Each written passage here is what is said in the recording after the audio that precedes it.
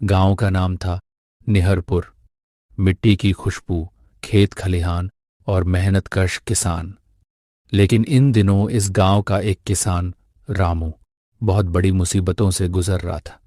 लगातार हो रही बारिश ने उसकी सारी फसल बर्बाद कर दी थी। हे भगवान, इतनी मेहनत की थी मैंने, दिन रात खेत में पसीना बहाया, लेकिन अब सब बह गया। घर में अनाज का दाना नहीं और कर्ज का बोझ सिर पर।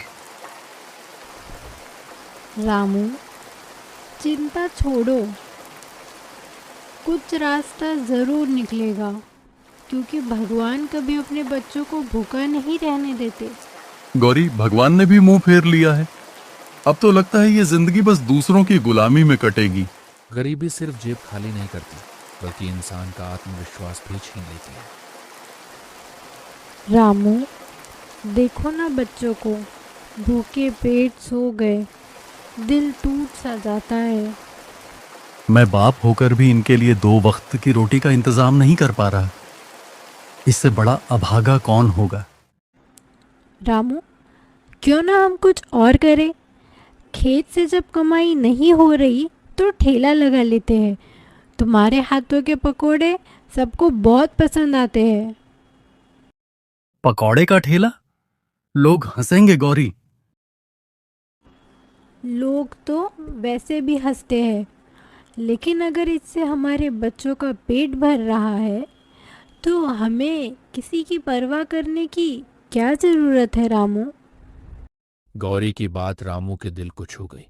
उसने घर के पुराने बर्तन बेचकर थोड़ा पैसा इकट्ठा किया और ठेले की तैयारी शुरू कर दी। पहला दिन था, दिल में डर भी था और उम्मीद भी। लेकिन जैसे ही गर्मा गर्म पकौड़ों की खुशबू फैली, लोग खींचे चले आए। अरे रामू, तुम्हारे हाथ के पकौड़े तो कमाल हैं, दे दो 1 प्लेट।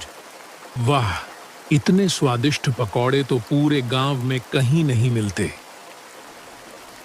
देखा रामू, मैंने कहा था ना, लोग तुम्हारे स्वाद के दीवाने हो जाएंगे।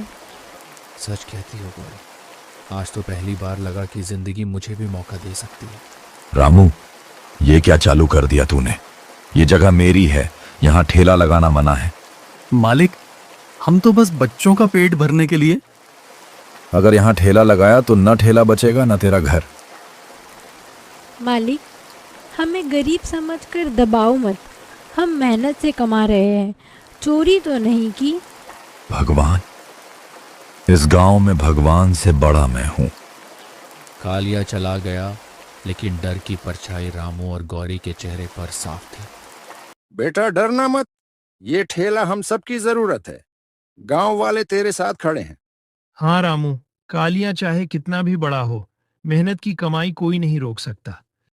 गांव वालों की एकता ने रामू और गौरी को नई हिम्मत दी।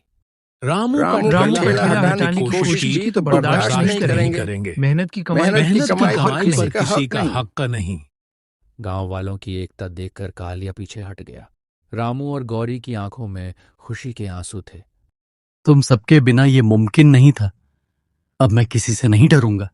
धीरे धीरे रामू का ठेला पूरे गांव में मशहूर हो गया। बारिश का कहर जिसने उसकी खेती छीन ली थी, वही पकौड़ों का ठेला उसकी रोजी रोटी बन गया। कर्ज उतर गया, बच्चों के चेहरे पर मुस्कान लौट आई। देखा रामू, जब इंसान हार मान ले तब सब खत्म हो जाता है, और जब डट जाए तो भगवान भी साथ देता है। हाँ गौरी, ये ठेला ही अब हमारी जिंदगी का सहारा है। बारिश चाहे कितनी भी हो, अब हमें डर नहीं लगेगा। जिंदगी की सच्चाई यही है, हालात कभी भी बदल सकते हैं। मुसीबतें इंसान को तोड़ने नहीं, बल्कि मजबूत बनाने आती हैं। मेहनत से कमाई गई रोजी रोटी सबसे बड़ी दौलत है।